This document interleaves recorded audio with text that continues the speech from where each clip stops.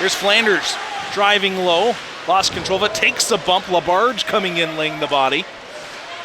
Another one of those new faces for the Flames on the back end. Pat, you look at the defensive core this year, you have to realize it could be a really special year for the Flames defensively. Well, I mean, I think defensively, that's what we were talking about. What was going to be the team as we see a goal go in when we're talking about the defense. And a huge goal, looks like coming by the way of number 7, Blake Flanders, one of the assistant captains at Division II. And actually, this is a guy that we always talked about, Southeast Region Player of the Year at Division II as well. Yeah, Blake Flanders, a special talent, takes the hit, but he's got such a high motor. You see him continue to work along the boards, and he just sneaks this one by Verostic. It takes a little bit, but you like the battle that you're seeing there in the play. Working things around and then fires a bit of a bad angle shot from the far boards, and as you said, sneaks it past Verostic. Coming in this season, you got to expect another big year coming from number 9 in white, and obviously, Dylan, you got to like the rest of the guys in the leadership. But let's talk about Tristan Slott with the rocket he just had. Yeah, seeing eye shot making its way through. The former Utah outlier finds the back of the net. I enjoyed watching him play earlier on when the Flames had their recruitment camp, and Slott just laying the body. He's a big guy that likes to throw his weight around. It was a lot of fun to watch, but take a look here.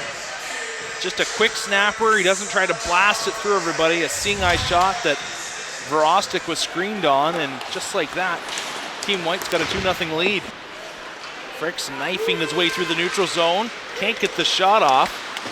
Puck goes back behind the net as Myers was looking to cover. Ryan still controlling. Ryan cutting in, and the circle looking backdoor. He had Fricks there. Another shot, they score. Cole Gammer. He'll put the red team on the board as it's now 2-1. Good job by Gammer. Kind of cleaning up the trash after you saw Ryan trying to be able to find Fricks on the back door. It gets blocked in front. And then as you see, Cole Gammer, excellent work for him as they're trying to clear it, backhands it in. I mean, that's the great thing right now that the Red Sweaters have going for them. It's that they have so many offensive weapons right now on the ice. I mean, we talked about Fricks and Ryan a lot tonight. They combined for over 120 points combined last year together. And you got Gammer out there who was able to put up 34 as well. So they got a lot of point producers up there. And so far, they haven't been able to connect besides that one. And they should be able to continue doing so the rest of the night. And then Rhett told me, he's like, I heard he can speak French, so I wanted to test him out. Well, that sounds like something Brett would do with foot. Oh, man. Early attack, Jason Foltz. We talked about it in the break right now, how we wanted to see how Jason Foltz would get involved in the play so far here in the second period. And right out the gate here on the break, Foltz sitting there in the middle as he's able to find it. And right off the glove of La Sierra, it looks like he is able to get it past the French-Canadian. Yeah, and I think one of the big things, getting past the French-Canadian, also that was Nowitzki that I was talking about, not anyone else. But Jason Foltz, he brings on the speed game that we saw, and then you got to pair him with a playmaker. Who gets the pass off to him? Chris Bladden, a late signee for this Division I team. He's able to make things happen with his speed, and then he just gets this nice cross-ice speed over to Fulton. As he said, shoot or shoot. As the puck is knocked back over, Schwenke has it taken away. Great opportunity for Red here. Nowinski collects it. Great job to stop the attack. It's knocked back, trying to keep it into the offensive zone. White able to do so. Going for it now. Foltz drops it off to Bladen. Bladen has the puck tied up. Great defense there. It looks like a goal was able to be scored there by Bladen on the deflection. It looked like he was tied up initially, but he was able to stick with it and find back of the net. And this is the line we've been talking about all game so far. Foltz, Bladen, and Schwenke. They force the turnover at the blue line, and then they come back with a head of steam. Puck battling in front. Bladen going to that dirty area in front of the net, and he's able to just get that rebound and now make it a 4-1 game. I like that line. Keep those guys together. They get to the net nice and grimy. You can see a line like that just wreaking havoc throughout the season. When we saw LeBaird bring it up here on the right side, he's a big dude, 6'5", 200 pounds. He was able to just bulldoze his way through there, showing off, you know, one of the reasons what makes him such a good defenseman. Oh, easily as he makes it. Now, Quinn Ryan, he scores off a nice little feed. Trying to get Red back into this game, the newly named assistant captain for this team. At 4-2 now in favor of Team White. And all alone in front was Quinn Ryan. He places that on the short side. He made no mistake. Good play from Gammer. He knows who to get that puck to. And Gammer, he will take the place of Artie Lakaitis, joining obviously easily the top duo from last season, and Ryan and Fricks in the ACHA. Excellent work from him. Just under 15 now makes this a 4-2 game. Flanders turns on the Jets, pokes it, trying to get it around Bear. That's like trying to swim by an albatross in midair. Labarge turning it over in his own zone. Doe, a quick shot, scores! What a goal! Timothy Doe, bar down.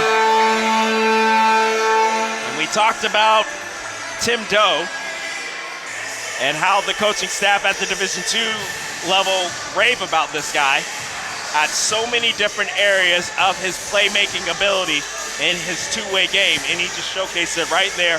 Forces the turnover in the offensive zone and then makes no mistake. Great shot here coming from the far circle. Just pulls up and pulls the trigger. One word you could use to describe Timothy Doe is, you could say gritty. He's a player who goes there and he does a lot of the dirty work that players don't want to do, but right there, Timothy Doe goes in there, does the dirty work, applies pressure on the defense, on the offensive end. As a result, creates opportunity for himself. One we've talked about, the Ice Pack coming into town in a couple of weeks playing the Flames. NC State team that has really transitioned, as catching me talking once again, so it makes no difference here. As White able to put it home. And that one looks like Cole Gammer. He's going to be the one, and Rhett, is he going to get his scoring prediction? I'll have to wait and see. Cole Gammer, a nice play off the face-off. Didn't settle it down at all. He just fired this one right off the bat, stick side. It was a laser, too. A tough one for Lesiara to stop. Yeah, those quick opportunities are really big to catch the goalie off guard, but this red team's going to need some more of those quick opportunities like that to try and get back in with, only 8 minutes left to go here in period of play. In this game, and a lot of questions answered, at least for fans, as they get to see the shiny new toys of Liberty Hockey. Excellent job here we're seeing from both sides throughout the contest, and obviously it'll be interesting to see them all on the same lineup versus a team, as we said, coming here in 2 weeks, but got to be happy with, I think, the new guys coming in for this club, as they did an excellent job here for them. The slot scoring, then I can't keep talking enough about the Bladen, Schwenke, Foltz line, as they were able to net 2 goals as well. They were mentioning before the game how this game was almost like a litmus test for the team. It was a great test to see, in a game atmosphere, what was going on. And overall, they got to be pleased if you're the coaches. Well, both teams shaking hands. Back in action in a couple weeks as the NC State Ice Pack come into town, and that will be a game that counts, and we'll see the lines in full force and see exactly what's going on upstairs when it comes to the Liberty coaching staff as they look to repeat last year's success in which they were ranked number 2 in the nation. Well, for Dylan Urano, Patrick Strawn, I'm Rhett McGibbon. Thank you so much for tuning in. We'll see you once again in a couple weeks. It was 5-3 in favor of Team White. Have a good night and God bless everyone.